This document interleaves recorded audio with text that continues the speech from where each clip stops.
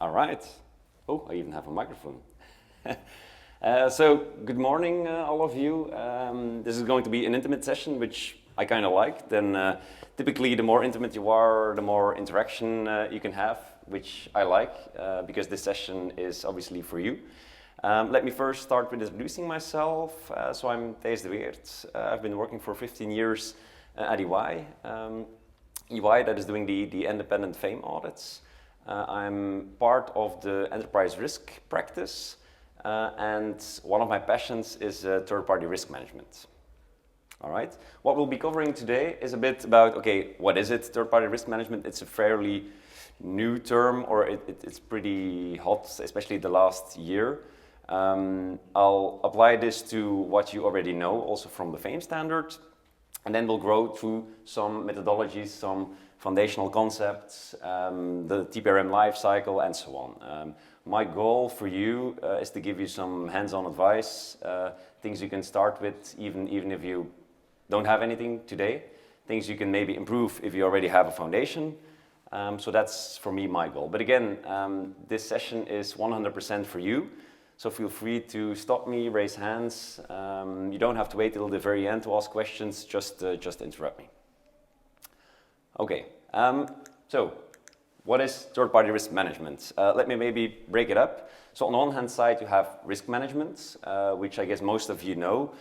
Risk management is the process of identifying risks, evaluating them, trying to get a response to them, for example, mitigating that risk, and then continuously monitoring your risk.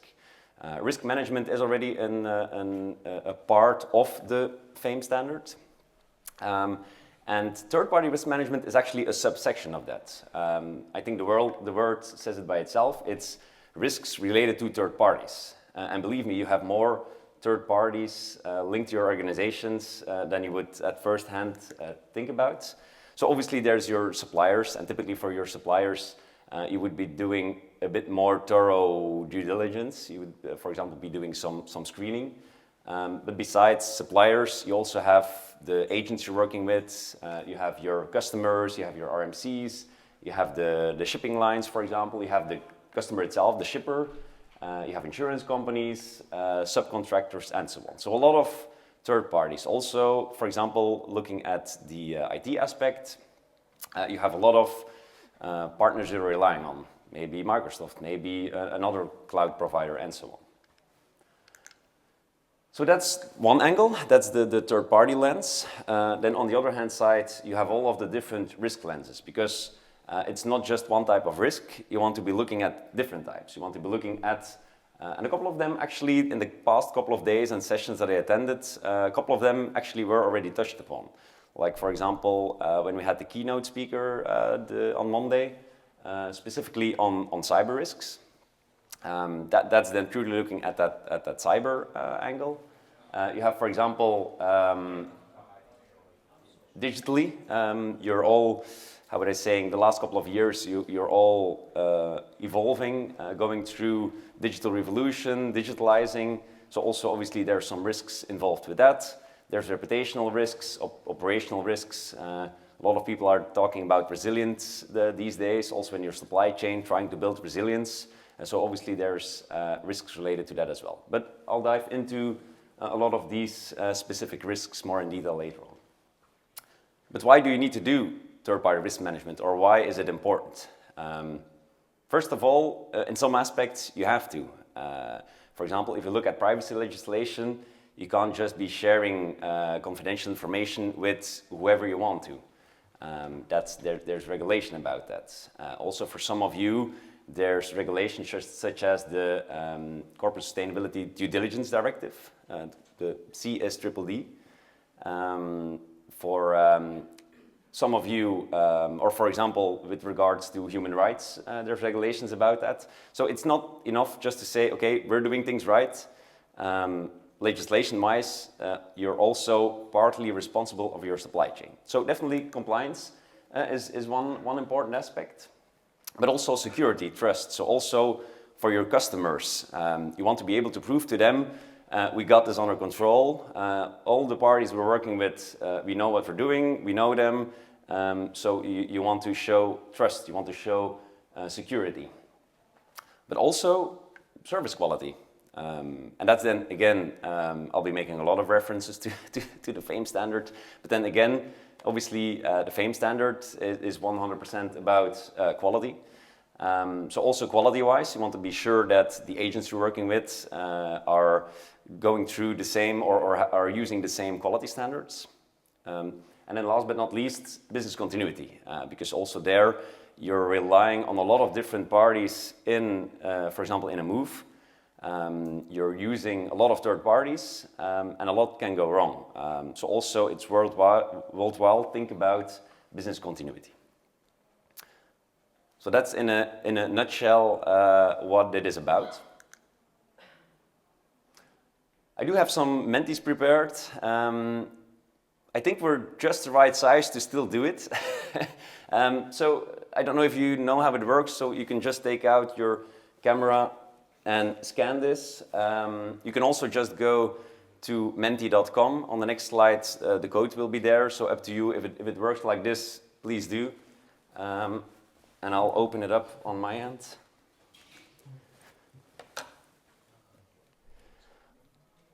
Always a bit of a risk doing something like that.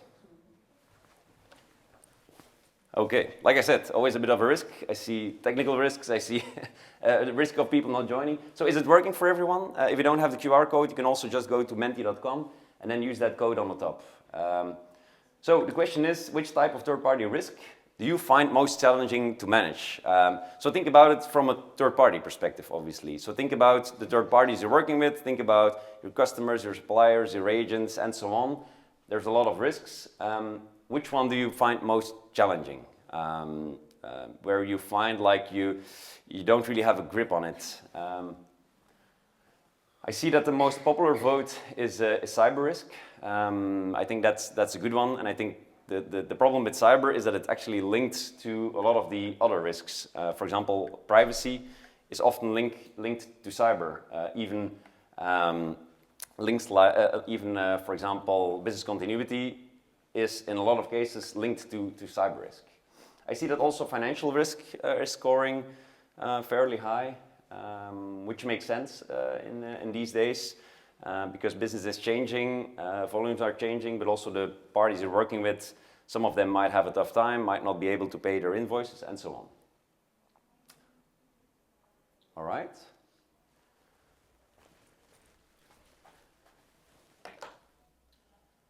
And moving back to this one, let's see how fluently I can do this. All right. So that was a bit of an introduction. Like I said, I want to deep dive a bit more on specific risks, and why I want to do that is actually to make it concrete, just to show you that it's real, and also to, in the end then, I'll make the link to what you are already doing. For example, cyber risk. What can happen, some of you have tracking software on your trucks. What might happen is that actually your supplier of that tracking software is being hacked. We also, in the example of the keynote speaker, they gave the example of the shipping lines that you can, part of it you can follow, some of it is public, but then also if you don't have the right measures, it can cause risk. Also, for example, misconfiguration on your cloud by a third-party provider can also cause risks. Looking at privacy risk, I don't think I have to go too deep. It can be agents mishandling passport data, but maybe also something you haven't thought of before, even something simple like ordering outfits or ordering work outfits for your packers. Sometimes you're sharing things like names, sizes, and also there that's private data that can be misused. So even sometimes simple things can already lead to privacy risks. Financial risks we already discussed, but also next to the not paying the invoices, you can also have, because of working together, you can have some currency exchange risks. So I'm a bit advocating for the netting program here. Digital risk. Who heard about the incident with CrowdStrike? Or who's familiar with that one? Was anyone impacted by it? You were? And what happened on your end? Which couldn't access, it shut down all access to the web for about 3-4 hours until our internal IT team was able to basically deactivate CrowdStrike until they fixed the problem. There were actually worldwide a lot of issues. So what happened was with a misconfiguration, a misupdate, that a lot of the companies using Microsoft Windows, for example, also airlines, were having disruptions. So we had to uninstall it from about 5,000 computers. Wow. And then reinstall it the following day. It was quite an undertaking. So obviously here it's mainly Windows then, Microsoft that took misjudgment of one of their third-party providers, but you see it can have a big impact. Let me just ask a question. And from a perception perspective, as you can see by the lack of attendance, I think that the industry is aware, especially when it comes to cyber risk and privacy risk. But I think that a lot of companies think it's extremely complicated, and that they're more going with an approach of, I know it's a risk, but I don't think it's going to happen to me. So as a result of that, this really falls very far down the priority list. I'm with an insurance company, and we've been talking about cyber risk and making presentations since 2017. And there's very, very little uptake of that as a consideration, even though we have real-world examples within the industry over the last 2 years that were major impacts. So the disconnect between understanding the risk, but kind of ignoring the risk and hoping it won't impact, I think that's kind of a box-checking exercise. Where they're saying, we're doing these minor things, but we're not comfortable going all the way, or we think it's too complicated to go all the way with that. So a couple of things with that. So I'm in the risk business. So typically, what I like about it is that I try to give trust to the people I'm working with. So for me, it's building trust, because even if a risk does not occur, the fact that you have measures in place already gives you some trust, gives you some sleep at night. So that should already be something. I fully agree with you, because even something like cyber risk, which is very real, which is already out there for 20 years, and even that, we still notice that a lot of organizations are ignoring it, which you would think is actually something basic, regardless of anything else, of the other risks. So then the purpose of this session is to give some hands-on basic stuff that I want to give to people who had to start from scratch. But obviously, you're right, and I think the actual thing that needs to be done is the convincing, is the training people, the showing why it's important. And I think, for example, I think the FAIM standard is one of the methods how we can do that, because it's mandatory for everyone, so we don't really have a choice. So those are things we can do. I don't know if that fully answers your question. No, it does. Yeah, I mean, I think the FAIM standard is great. I mean, I think that maybe it is evolving constantly, and there's some aspects of cybersecurity in there. But I think there's also a disconnect between having an insurance policy in place and actually understanding what that insurance policy covers, and not ask the question when you have a claim, but beforehand, so that you know that you're covered. No. Absolutely correct. And also there, and a lot of, with regards to insurance, you can get your insurance fee lower in a lot of instances if you can prove that you have measures in place. So even economically, it makes sense. Okay, well, maybe we'll revert to that at the end of the session, and then see if it covered what we were talking about. So again, not going to stand still too much in detail, so we already covered regulatory, but also fourth-party risk. Why do I have this on here? This is already making it a bit more complex, but obviously you have your whole supply chain. So we're talking about third-party risk, but you have the fourth-party risk, fifth up to N. And for very large organizations, it even makes sense not to limit yourself to your third parties, but go beyond that. For example, organizations linked to, let's say, the rubber industry, or linked to where production is being done in countries where human rights are not respected, they're mandatorily, for example, with the deforestation regulation, you would have to go to the basic, to the real tier N, and see if they are respecting what needs to be respected. But I just wanted to put it in here, but I think going back to the basics, I think this one is a bit less important for now. Business continuity we already talked about. Also, for example, you're working with organizations that might be in regions where natural disasters are a bit more common. Also operationally, it might be that if you're working with someone and they're not trained the way they need to be trained, also that might cause operational problems. Reputationally, of course, something that happens with a third party, like the Microsoft example, can have also a negative risk on your own reputation. Tesla is also a good example. Tesla is a good question, indeed. Geopolitically, we talked about it yesterday in the panel discussion with the US, also there, obviously. And then last but not least, the sustainability one, also there is an important one. So what I already did was do a little bit of mapping, seeing, okay, which is actually already covered by FAIM, which is partly covered and which is not covered. And you see, at least there's already a basic, like for example with financial risk, we do have the financial assessment program, we do have the netting program, which helps a bit with currency exchange risks. We do have sections linked to privacy, to cyber, and so on. Obviously, a lot of the FAIM standard is now redirected to yourself, but it's also in there. For example, here on risk management, you could see there's already a section, so you need to go into specific risks related to your supply chain management. So it's already in there. It's not limited to yourself. Also, if you then dive into that, what is in the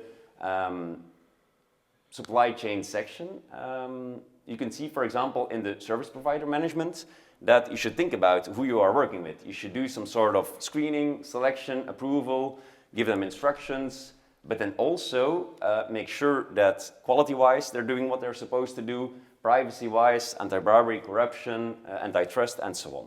So it's actually already in there. So although the FAIM standard now is mainly focused on how your organization should look like, what you should be doing, but it's already in there on what you should be doing on looking at other parties in your supply chain. Does that make sense? Or any questions so far? If not, then let's dive a little bit into the theory, of typically what you need to do to start with a TPRM program, or what you need to do if you want to start from the basics. There it's important to see, okay, what are now foundational concepts? What are things that I need to think about? First of all, you need to think about governance. You need to think about who's responsible for what. Is it purely my procurement department that is responsible for all of my suppliers? Who helps with assessing if we want to work with someone or not? Who is responsible for which type of third party? Maybe you have the IT department that is responsible for all IT vendors. Maybe you have a different setup. Maybe you have a risk manager. So think about how you want to organize yourself.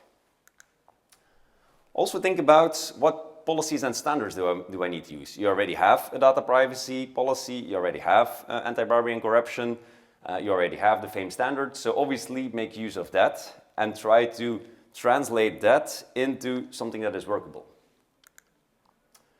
Third-party inventory, that's actually linked to what I had on the previous slide on thinking about who you want to work with. Who are my third parties? Who are approved vendors, so to say? How does our value chain look like? That's again, if you want to go a bit further. Then think about your risk approach, your risk models. Think about how far you want to go. Again, I think in the beginning you want to start with something simple. You want to start with something just an acceptance process, meaning that you do some basic checks or you ask yourself some basic things like, is that a company that most likely will have some data privacy measures? Is that a company that is not too shady? And then you just decide, okay, I'm going for it or I'm not going for it. So that's how you can start, with just acceptance, yes or no. If you want to go a bit further, you can work out a scoring system where you give risk scores, for example, on those different elements, on sustainability, on data privacy based on questionnaires, and then build some sort of a scoring model around that. If you're interested in that, come talk to me. I can give you some examples of how that can look like. I can redirect you to some websites, or I can redirect you to some sources that can help with that. So that's thinking about, okay, what is my risk approach? Then think about how I now defined my approach, I defined my governance, I have my policies, then how do I want to embed this in my processes? How do I want to make sure that my full TPRM lifecycle, that this is embedded in my organization? And then again, last but not least, think about technology that can help with that. Am I going to use just simple, for example, Google Forms? Am I going to use Excel? Am I going to use existing tools? So also think about how can technology enable me in doing this, and maybe even automate part of that. So that's looking at the foundations. I'm not going to over this, but again, we'll be sharing the slides afterwards. Here is a lot more detail also on what the subcomponents are, on what you need to think about, so this might be interesting. Typically, standards like ISO mainly focus on the governance part and on the policies and standard part, but not so much on the other.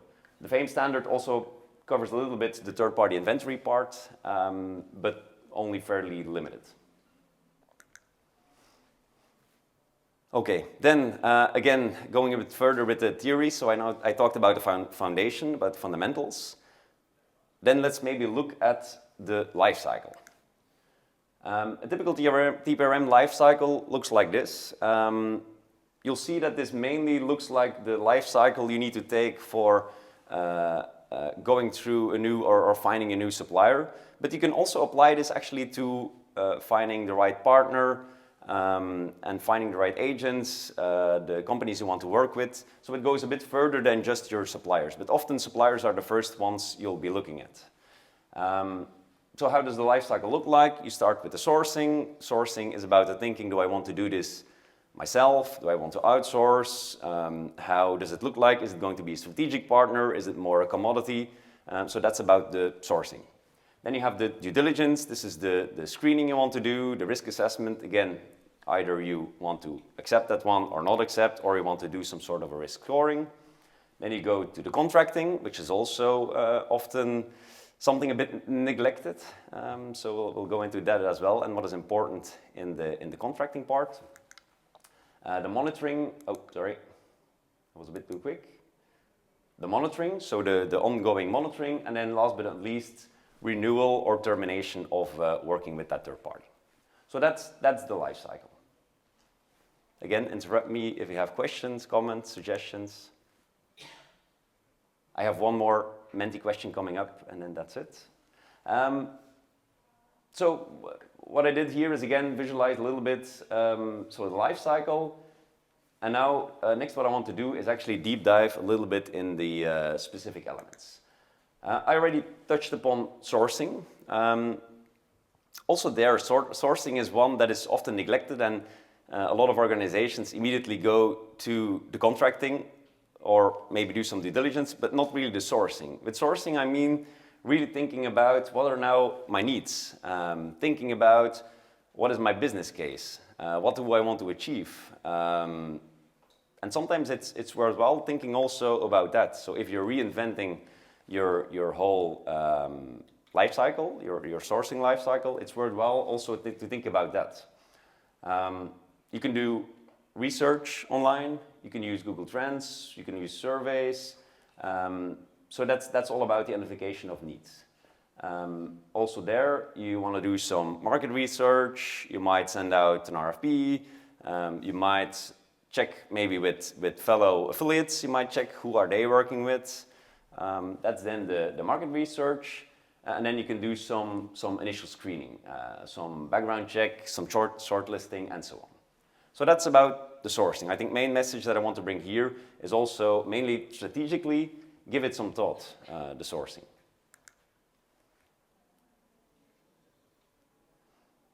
Then for me, this is the most important one, and this is typically the one where you need to spend some time. And that's why I have a Menti right after this slide. You need to spend some time on how far you want to go. Because again, the very large organizations are using software like ServiceNow, and they have a whole system of inherent risk calculations where first the person that wants to procure needs to fill in a whole checklist of 100 questions. Then depending on the outcome, There's also questionnaires being sent to the potential third party, and they need to complete 100 or 200 questions. I'm sure most of you will have received those type of questionnaires. There's the whole scoring modeling behind it. You have very interesting tools for that as well, such as pre-wave. So there's a lot of tooling in that as well. But again, if you need to start, you don't need to go that far from the beginning. But it's good to have the end goal a bit in your head. So what are the different elements I want to stress? It starts with, because typically questionnaire is the most easy thing. You have internal questionnaires where, again, you have your procurement department, or let's say a business manager that wants to step into a relationship has to complete that questionnaire for him or herself, just to see, is it something critical?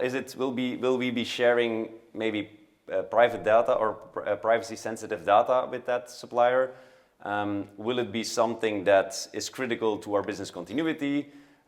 Things like that. So it's just some simple questions to assess how important is that supplier and what measures do we need to take. So that's the questionnaires. I included here also some references like smart sheets that actually can give you some free questionnaires that can help. To be honest, I think the best free tool is probably ChatGPT. I'll give you an example of that as well on the next slide. You can leverage some standards that are in there, but think about what do you want to know, especially starting internally. What do you want to know questionnaire-wise? And then you can think about, okay, what type of organizations do I now want to send the questionnaire? Do I want to send an external questionnaire? Or for which ones am I expecting some evidence?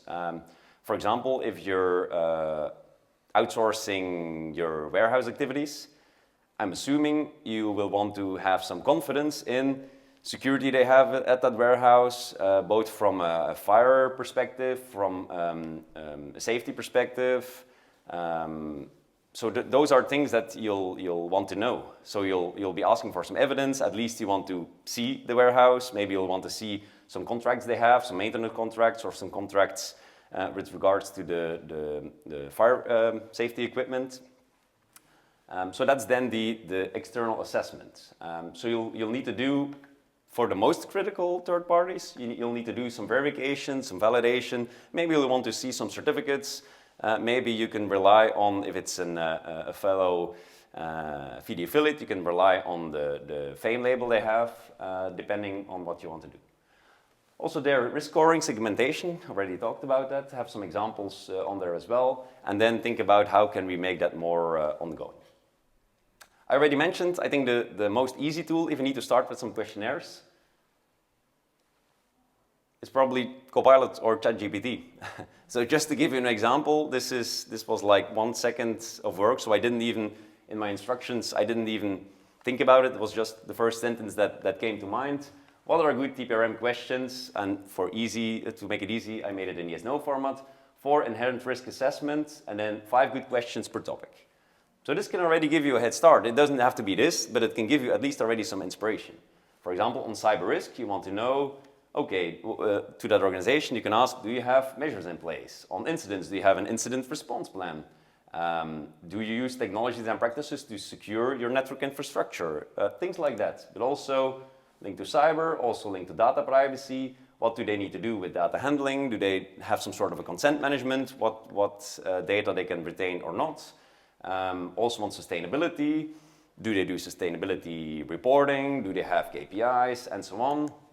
To anti-bribery and corruption, you can link that again to your anti-bribery and corruption policy that you already have, human rights and so on. So we see this was like a 2-second instruction to Copilot or ChatGPT, and I already have some results. So don't make it too complicated. You don't have to go out and buy expensive tools or buy expensive questionnaires. You can also do it just like this to get you started. What if they answer yes to everything which you are willing to get? Yep. Can you measure or can you check the accuracy? Is it really true that they have this policy, this process in place? Do they follow the processes they have in place? Because otherwise they can answer yes to all the questions, but at the end, you know where. No, that's a very good point, and I see it two ways. So first of all, by them confirming that they have it, either they're already lying, or it can make them liable if something happens and they confirm there to you that they do have it, but let's say there's an incident and it appears they don't have it, you might have something that helps you in, for example, suing them or in taking actions. But I do fully agree that that doesn't cover the whole risk. So what you can do is, again, for the most critical ones, where you think, okay, this is a very critical one in my supply chain. For those, I'm going to go a bit further. I'm also going to ask evidence. Maybe you're even going to do a third-party audit. There you can go a bit further, but at least you already have the basics. At least you have them already think about, did you think about those aspects? For example, an incident response plan, for example, on some rules about data privacy. At least they have them thinking as well. But obviously, yeah, they can still lie, but that's... Yeah, but that's what I do encourage all of us to do, is to check a few critical elements and not just say, okay, they had answered yes to all the questions of the questionnaire, I'm good. No.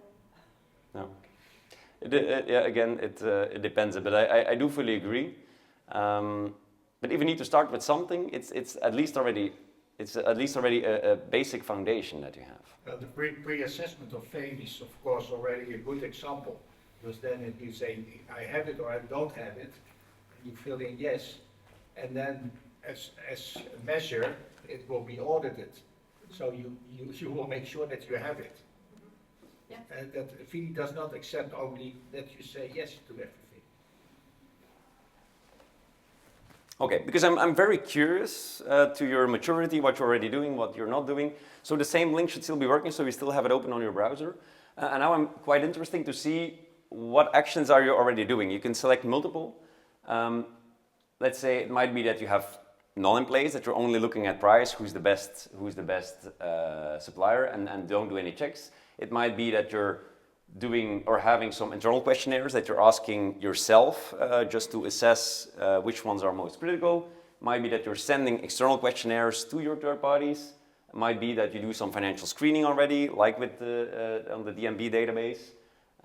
Might be that you're doing some non-financial screening, for example, that you're checking adverse media inputs of third parties you're working with. Might be that you're already doing some risk scoring, or that you even request some evidence, request some certification, and so on.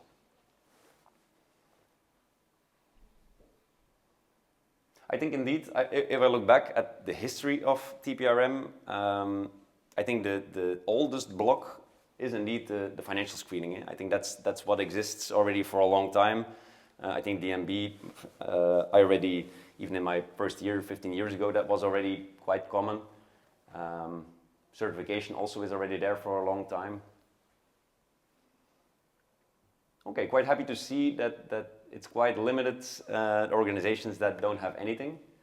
And let's say external questionnaires, not that much. Non-financial screening, not that much.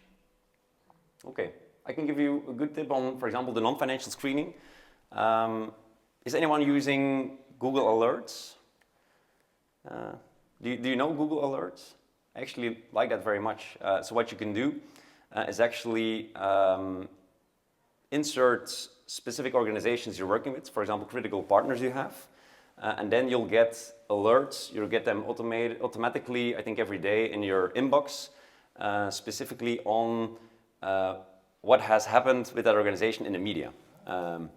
Which is quite interesting, and it often gives me a lot of insights. Also, organizations I'm working with, I get them in my inbox early in the morning, and then I'm seeing, okay, which one made the newspaper, because obviously you're working overseas, you're working international, and maybe you know what's happening in your country, but maybe you're not so aware of what's happening on the other side of the world. So it might just be that they're in some sort of a reputational crisis, and that it's good that you're aware of it from day one.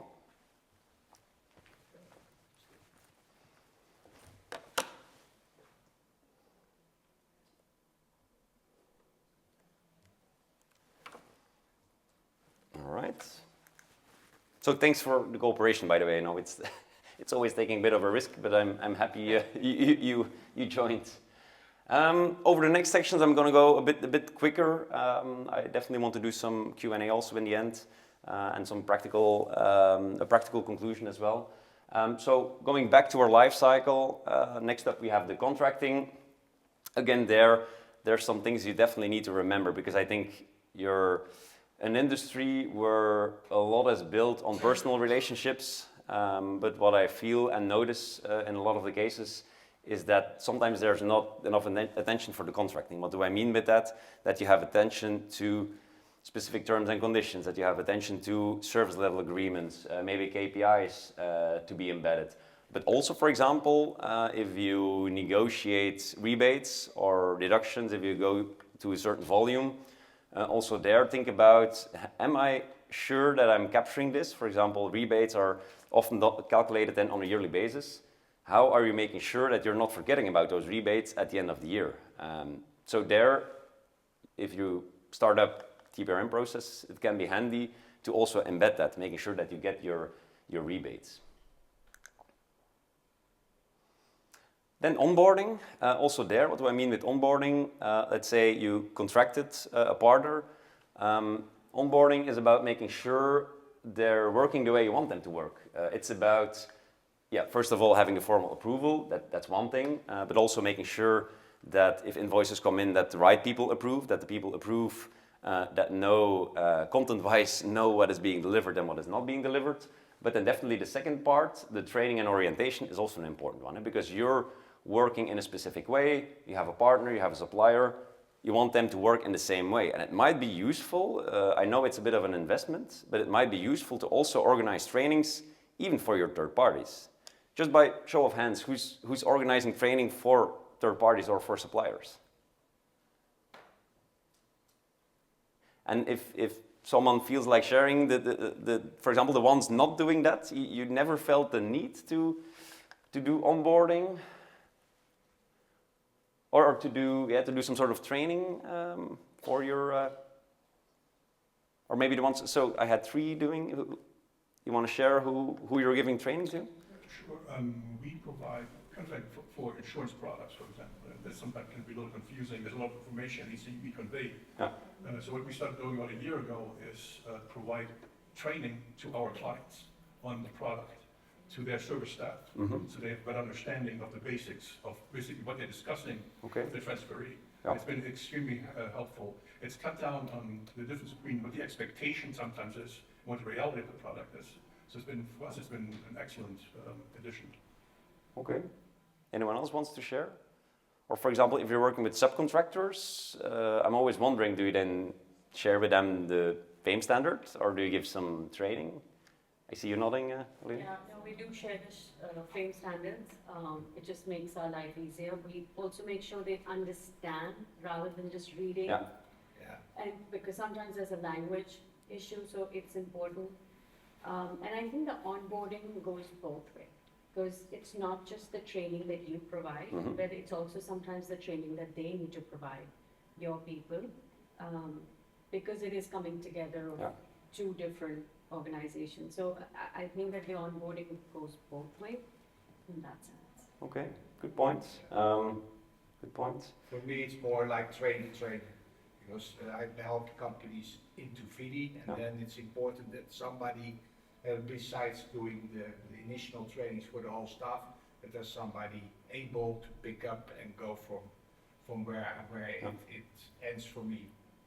Yeah, and it can also be about technology integration, because if you have Move software, it can also be that you want to onboard your partners also on that same platform.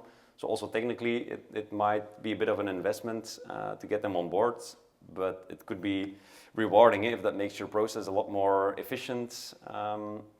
It can definitely help the integration as well. Also, communication lines, making agreements on, okay, do we want to have like a weekly meeting? How do we share updates and so on? Then we have the monitoring. With monitoring, we mean, okay, you have done your due diligence process. How are you making sure that you're capturing everything that is ongoing while you're working together with that third party? For example, on geopolitical events, but also if there's changes with your vendor. For example, how If again, if you're subcontracting part of your services, they have a new warehouse, they have a new type of trucks. Also there, how do you make sure that information comes to you and that you can do your assessments? Also, if there's issues, if there's claims, if you receive customer feedback on any of your subcontractors, if there's unpaid invoices, also there, what do you do with those type of issues with your third parties? I also put this in here. I already mentioned about the strategic part of who you're working with. So it's also, as a mindset, it's worthwhile thinking about what type of partner is this? Is this one, how important is he? So what is the strategic importance of that partner? And also what is the supplier risk? Meaning, do I only have one supplier or do I have a broad choice? Because that can make you help you in making decisions. For example, if it's one that is not too important, where there's a lot of competition, where you have a lot of options, that's more of a transactional type of supplier.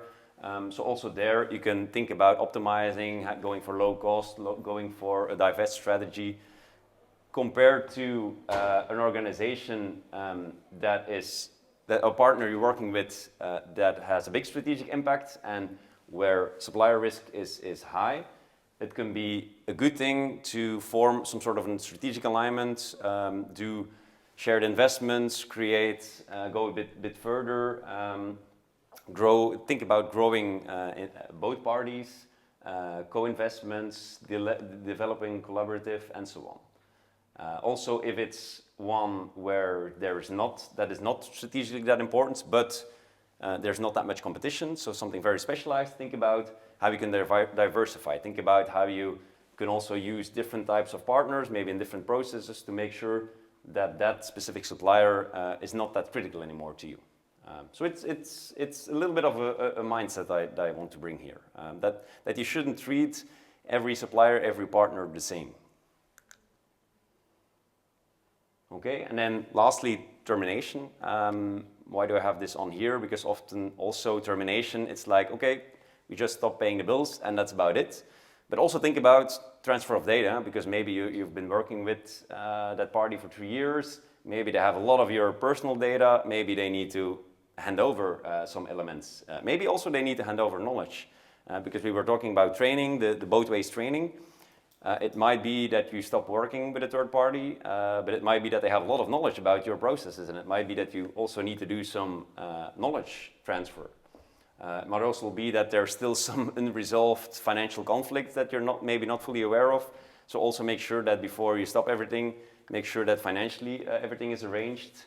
Make sure that things that are, for example, in your contract, make sure that you're aware of that. Maybe there's a term in there where you can't just stop before the end of the contract date, or you have to pay a penalty.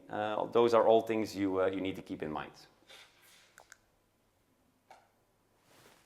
Okay, looking at the time, just want again, as a conclusion, want to give you some advice that we've been tackled. I think things you can start with is try to understand the whole life cycle, try to apply this to your organization, and ask yourself some questions linked to all of the different domains that I had. Like on the sourcing, is this something we want to do ourselves? What type of supplier is this? On the due diligence, again there, how far do I want to go? Which type of risks are relevant for those third parties, because obviously you don't have to treat all of them the same way. Contracting, monitoring, termination. So understand the life cycle and how it works with you. Then try to, again, identify both the third parties you're working with and then the risks apply to them. Try to maybe do some mapping, think about cybersecurity risks, operational risk, disruptions, and so on. And then find some tools that can help you to make the process a lot smoother. There's a lot of free tools on the market. There's the FAIM standards that you can leverage and that you can use with third parties. For example, on insurance, there's a couple of elements in there. For example, on physical security, on data privacy, on data cybersecurity, there's a lot of elements in there that you need to apply to yourself. Maybe just use that same requirement and then apply that to your supplier. That could already give you a head start. Think about qualified staff. What do you expect from your partners? corporate responsibility, privacy, and stability. And then to conclude, train your staff. Because as in so many things, also in the keynote speaker that we have had, and in a lot of the sessions that you're here, it's all about training your staff and making sure that everyone's aware of things, because often that's where it starts and ends. Because the human aspect is still a very important one. We're automating, we're using more and more technology, but the biggest link in the chain is still the human part. So make sure that they're also aware of this, that they also, before engaging with a third party, that they also have a reflection. Even if you don't do anything of this, even if you don't implement any changes, just if your staff is aware of the risks and is aware of the life cycle and is aware of that specific mindset, that can already be a very good head start. That already can help you. So I think that's the biggest low-cost investment you can do with the biggest return.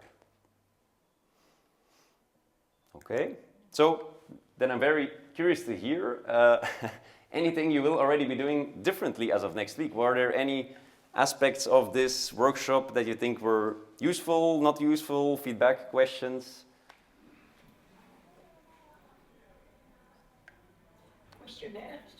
The questionnaire, Yeah. I think may be very helpful.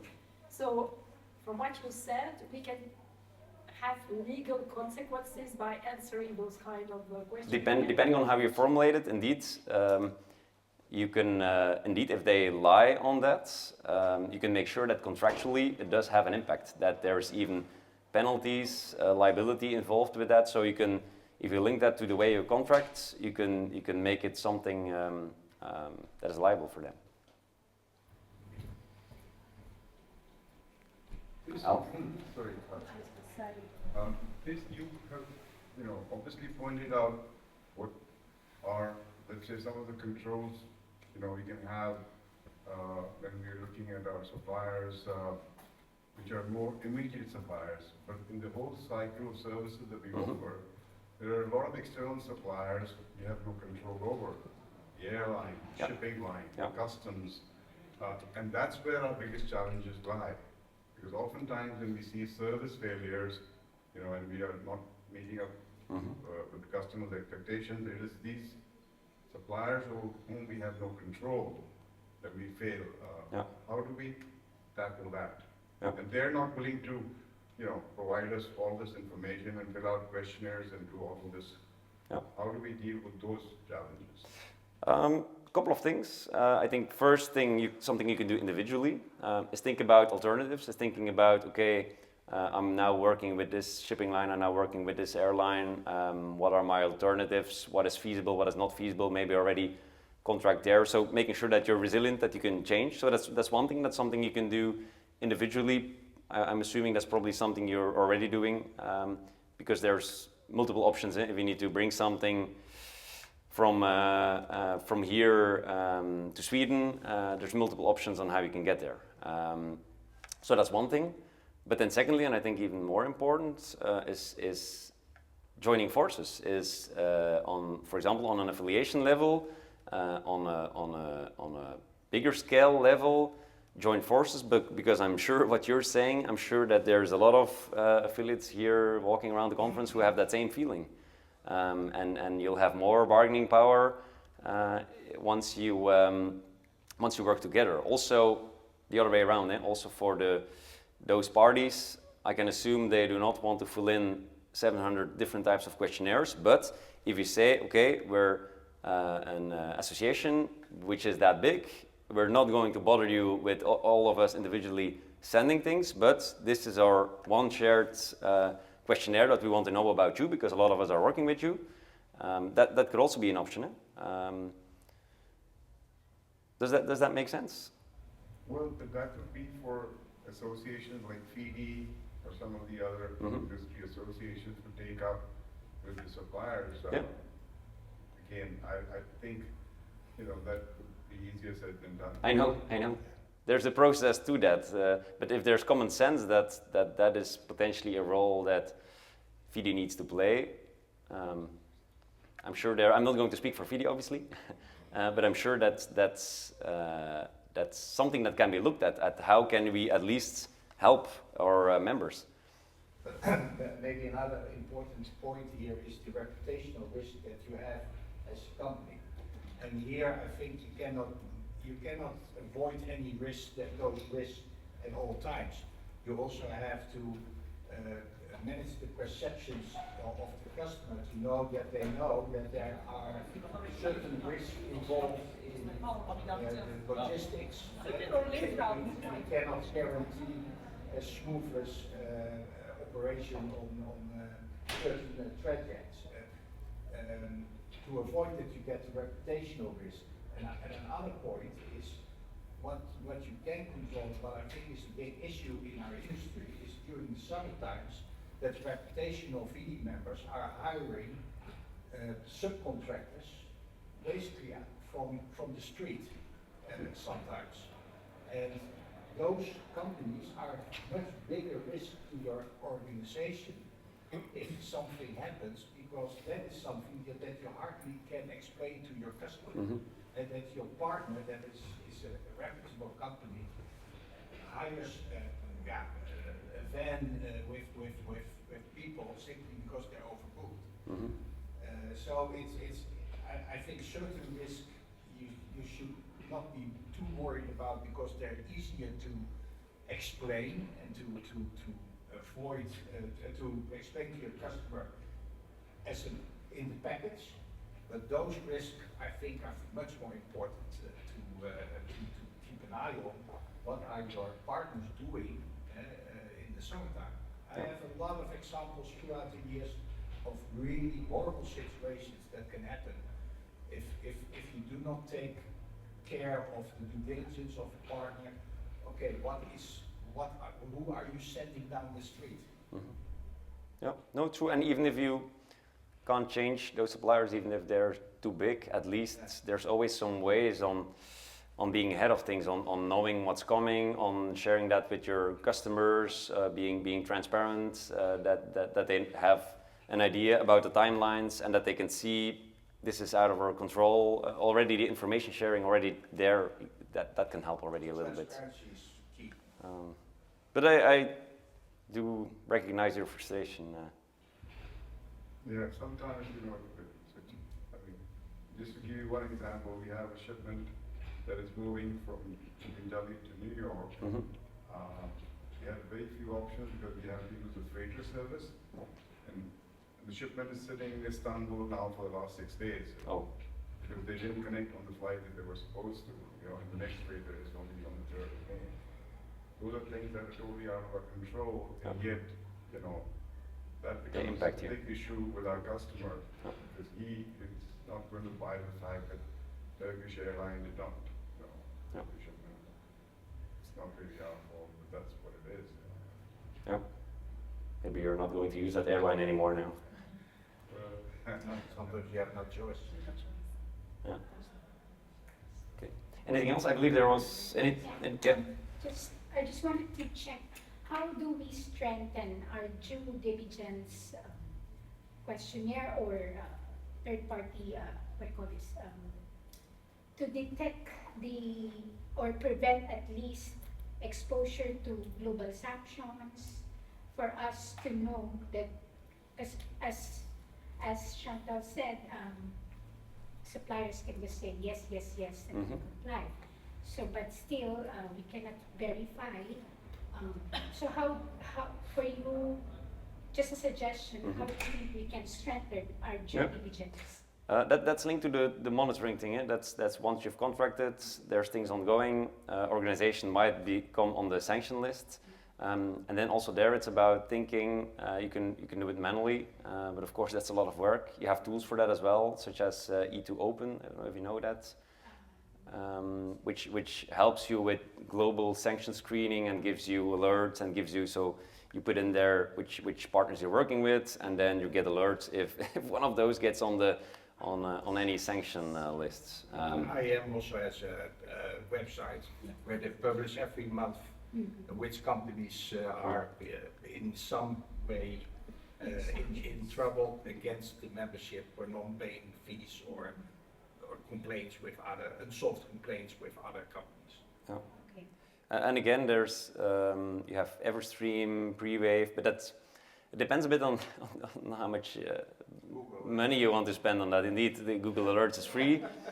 Then the tools I just mentioned, yeah, that's easily 50 to 100K, $50,000 to $100,000 a year, which is not feasible for a lot of organizations. You need to have, you need to be at a larger scale to be able to pay that.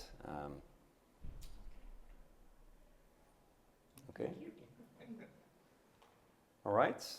If no other questions, I would say thanks for your participation. I enjoyed it myself. I hope it was a bit of useful for you as well. Thanks a lot. Thank you.